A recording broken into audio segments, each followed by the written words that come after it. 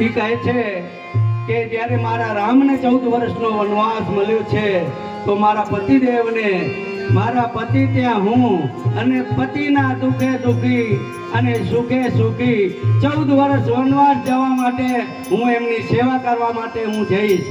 ત્યારે રામ, લક્ષ્મણ અને સીતા ત્રણે 14 વર્ષ વનવાસમાં જવા માટે નીકળે છે. ત્યારે ભાઈ એવા ભરતથી એમને બહુ જ દુઃખ થાય છે અને સાથે સાથે ક્રોધાયમાન પણ થાય છે. ત્યારે મંત્રા અને કૈકેયીને ઈ ક્રોધમાં આવી અને શું કહે છે? કૈકેયી તારો ભરતજી એ ભલે ને ગાદીએ આવે